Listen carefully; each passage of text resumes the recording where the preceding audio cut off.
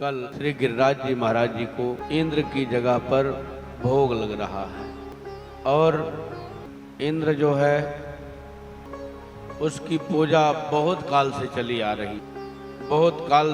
आ रही पूजा इंद्र को बावला बना दिया है। इंद्र को अभिमानी बना दिया है। जैसे हमारा हमेशा सम्मान हो और फिर कभी सम्मान ना हो तो उसको लगता है कि मेरा अपमान कर दिया। उसने अपमान नहीं किया, केवल सम्मान नहीं किया, तो सम्मान ना करने को अपमान समझ लिया। ऐसे ही इंद्र के साथ हुआ। गिरिराज जी महाराज भोग लगाते जा रहे हैं और जितने ब्रजवासी हैं सब जय जयकार कर रहे हैं। इतने जोर की जय जयकार हुई कि आवाज पहुंच गई कहां? स्वर्ग लोक तक। ब्रजवासियों में बहुत ताकत है। ब्रजवासियों की आवाज स्वर्ग लोक तक पहुंची। इंद्र ने अपने सेवकों से कहा, भैया जाकर के देखो पृथ्वी लोक में हल्ला कैसे मचा है, कौन आवाज कर रहा है। श्री नारद जी महाराज ने कहा, वहां कोई हल्ला नहीं मच रहा है, वहां तो जय जयकार हो रही है और जय जयकार आपके विरुद्ध है। हमारे विरुद्ध? वैसे आपके विरुद्ध नहीं है, लेकिन मानो तो विरुद्ध ही है। कैसे विरुद्ध है? अरे आपकी कई पीढ़ियों से चली आ रही सेवा पूजा को एक नंद का छोरा हुआ है, उसने रुकवा दिया। आपकी पूजा की जगह पर अपनी पूजा करवा रहा है।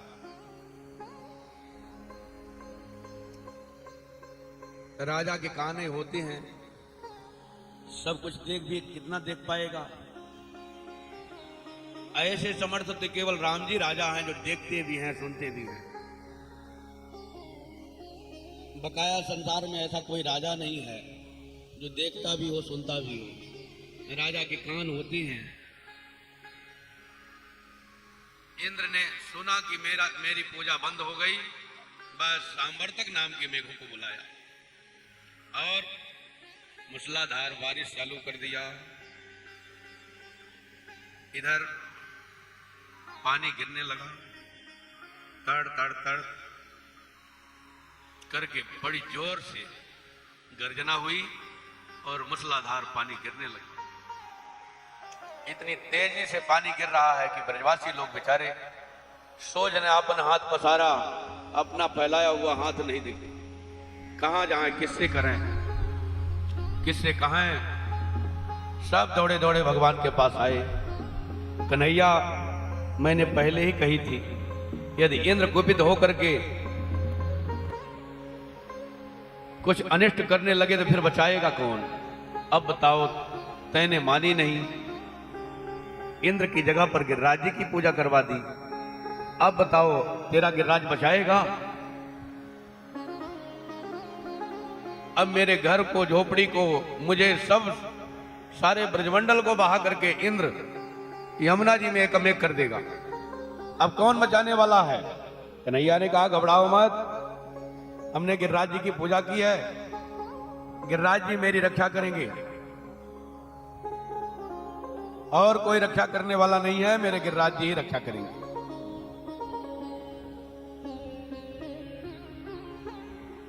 आप लोग ध्यान करो गिरिराज जी का, गिरिराज जी अवश्य रक्षा करेंगे। गिरिराज धरन प्रभु तुम्हारी शरण, गिरिराज धरन प्रभु तुम्हारी शरण। ओ गिरिराज धरन प्रभु तुम्हारी शरण, गिरिराज धरन प्रभु तेरी शरण। हम तुम्हारी शरण गिरिवर तुम तुम्हारी शरण, अब तुम्हारी शरण प्रभु तुम्हारी शरण, हम सब तुम्हारी शरण, प्रभु तुम्हारी शरण, हम सब तुम्हारी शरण, गिरिराज धरण प्रभु तुम्हारी शरण, गिरिराज धरण प्रभु तेरी शरण। जय हो श्री गिरिराज भगवान की जय हो।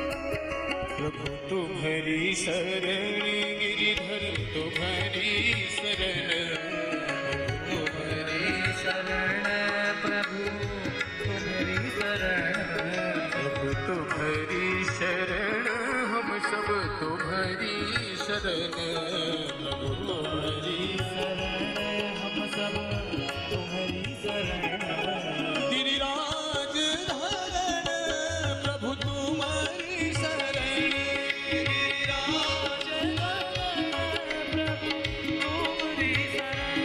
गिरिराज धरण प्रभु तुम्हारी शरण,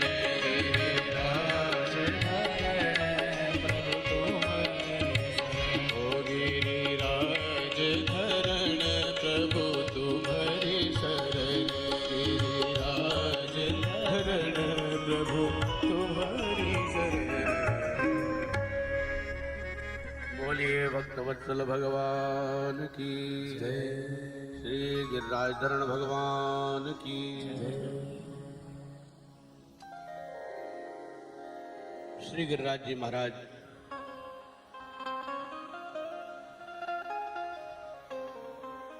की शरण में सब ब्रजवासी नेत्र बंद करके पहुंचे, ध्यान किया और कन्हैया ने गिरिराज जी को अपने बाएं हाथ से उठा करके अपने बाएं हाथ के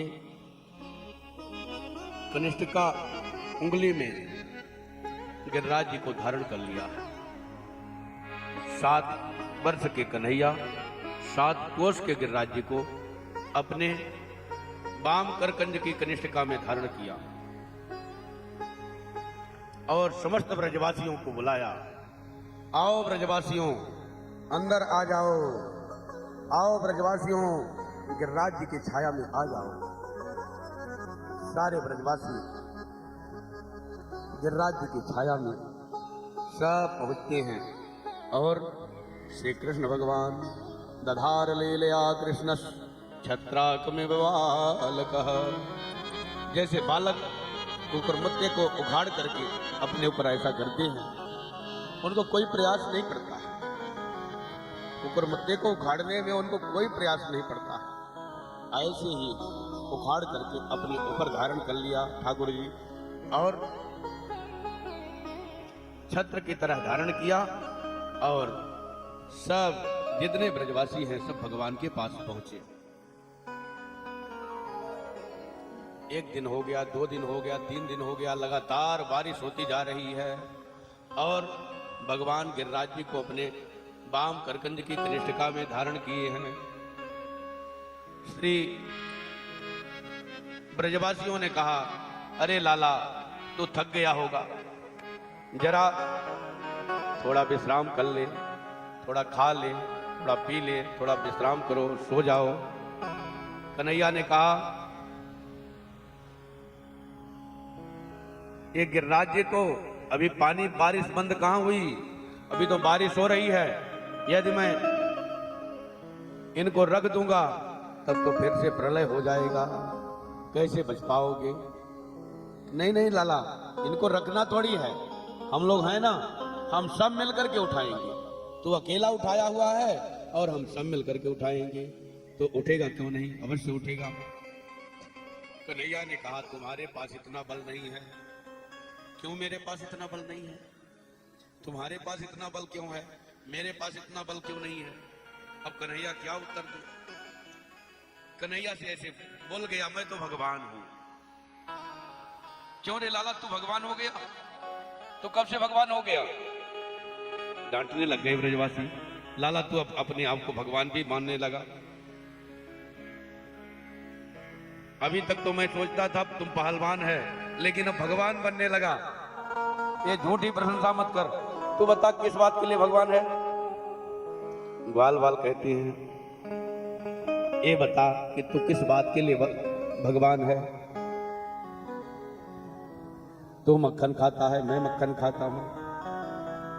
तू दही पीता है, मैं दही पीता हूं। और तुम भोजन करता है, मैं भी भोजन करता हूं। तू यादव है तो मैं यादव हूं।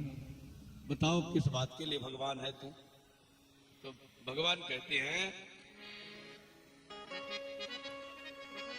मैंने पूतना को मारी, मैंने तृणावर्त को मारा, मैंने सटकासुर को मारो, मैंने अघासुर को मारो, मैंने बकासुर को मारो, मैंने धेनुकासुर को मारो, मैंने केसी को मारो, मैंने बहुत सारे निशाचरों का संहार किया। तो मैं भगवान फिर क्यों नहीं हूं? अरे लाला, मरी मराई पूतना में मैंने भी तो 10 लठ लगाई, तो किस बात का अभिमान कर रहा है? अब भगवान सोचते हैं कि ये भगवान मानने से तो भगवान मुझे मानने को तैयार ही नहीं है। अब मैं क्या बहाना बनाऊं? भगवान ने कहा, कछु माखन को बड़ बल बढ़ो, कछु गोपन करी सहाय। श्री राधे जू की कृपा से मैंने गिरवर लियो उठा।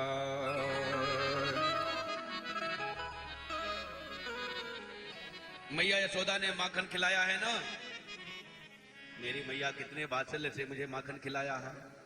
और जब मैं गिरिराज जी को उठाने लगो तो जितने भी ब्रजवासी हैं सब टकटकी लगा करके मेरी तरफ देखने लगे, तो उन सबका बल मेरे में आ गया। कुछ गोपन करी सहाय। और राधा रानी की कृपा तो मेरे ऊपर बरसती ही रहती है। राधा रानी की कृपा सदैव मेरे ऊपर बरसती रहती है। राधा रानी की कृपा से मैंने गिरिराज जी को सिर पर धारण कर लिया है। ग्वाल वालों ने कहा, तभी तो हम कहते हैं कि आजकल मेरा बल कहां चला गया। अरे लाला, तो अभी तक चित्त की चोरी करता था, मन की चोरी करता था, चीर हरण करता था, तो सबके मन को चुराता था, माखन मिश्री चुराता था, दूध दही चुराता था। अब तुम बल की चोरी भी करने लगा। कन्हैया ने कहा, ये तो हमको भगवान मानने वाले नहीं है, बस ठीक है, जैसा कहें वैसे सही। भगवान ने कहा, ठीक है भैया, यदि ऐसा है तो थोड़ा सा आजमा के देख लो।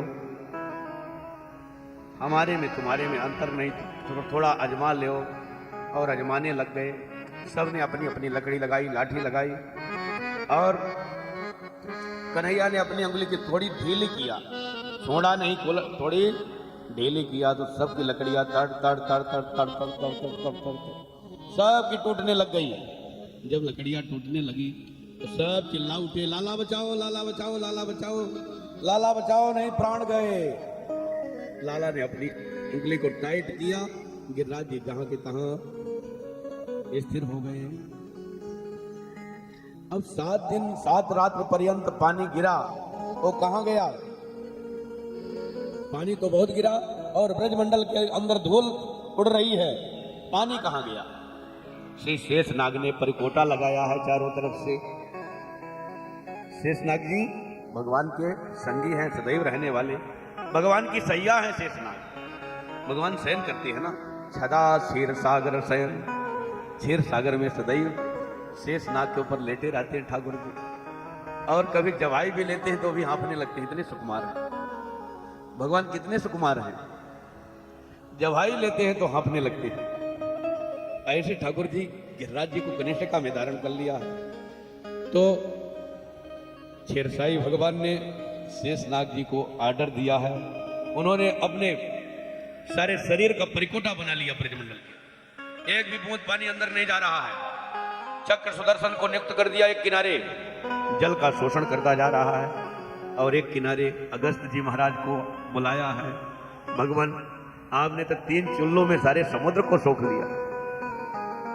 3 चुल्लों में सारे समुद्र को आपने सोख लिया। 3 ही चुल्लों में सारा समुद्र पी गए। तो आपकी अवस्था आज है। भगवान ने बुलाया और एक किनारे श्री अगस्त जी महाराज पानी पीते जा रहे हैं। पानी इंद्र ने कुपित होकर के इतना जल की वृष्टि कराया सांबर्तक नाम के मेघों से, लेकिन यहां कुछ भी बिगड़ा नहीं।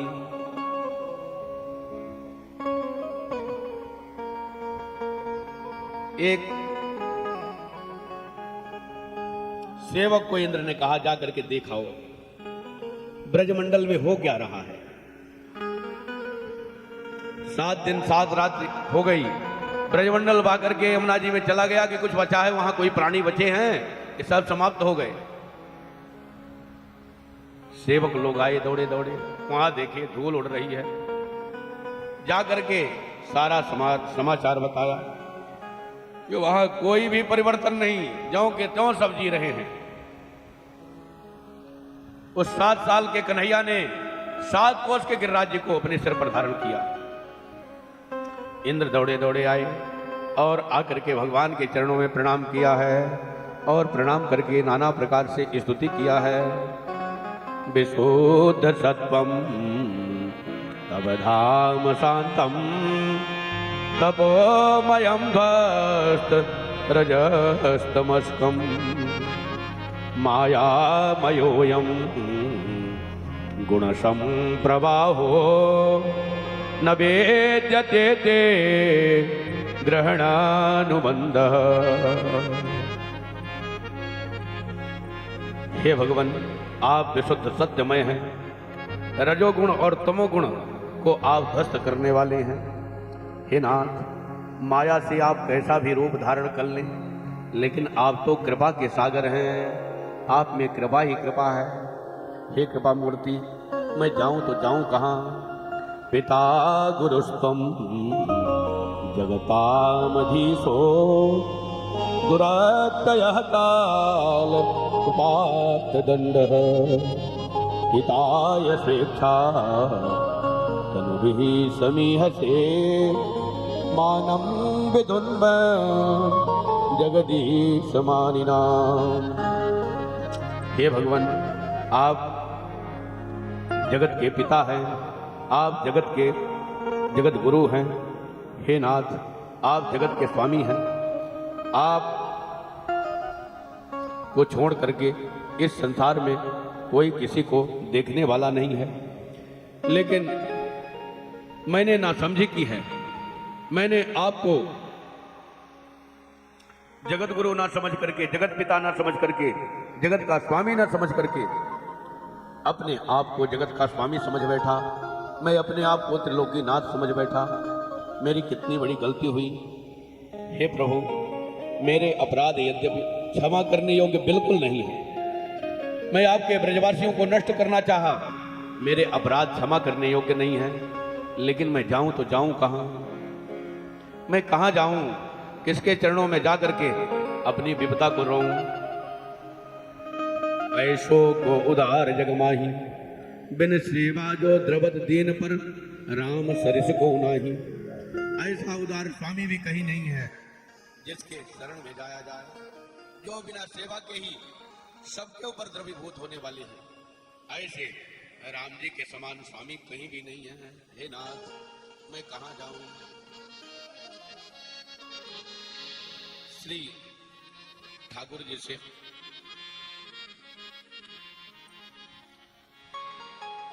इंद्र कहता है, हे भगवान, ये जो पूतना राक्षसी है जाल लगा करके आपको मारने के लिए आई, परंतु आपने उसको अपने माता की गति प्रदान किया। ऐसा दयालु स्वामी कहाँ है जिसकी शरण में जाया जाए। अहो बकीयम स्तन काल कूटम जिघांतयापाय यदाप्य साध्वी लेभे गतिम धातृजताम ततोन्यम कम वा दयालुम शरणम ब्रजेम। हे नाथ, आप मेरे अपराध आप क्षमा करें अथवा मुझे दंड दें, मैं आपकी शरण में हूं।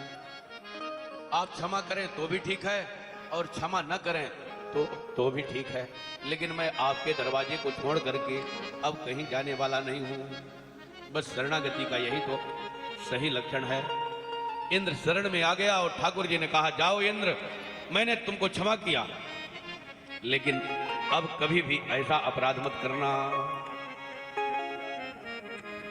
सुनो सुरपति रघुनाथ स्वभाव, सुनो सुरपति रघुनाथ स्वभाव, सुनो सुरपति रघुनाथ स्वभाव, सुन सुरपति रघुनाथ स्वभाव। निज अपराध को आई न पाओ, निज अपराध दुहाई न लागो। जो अपराध भक्त कर जो अपराध भगत कर करही, जो अपराध भक्त कर जो अपराध भक्त कर राम रोष पावक सोदरई, राम रोष पावक सोदरई। भगवान अपने अपराध से कभी नाराज नहीं होते हैं। भगवान का अपराध कर दे तो भगवान ये समझते हैं कि मेरे बालक हैं।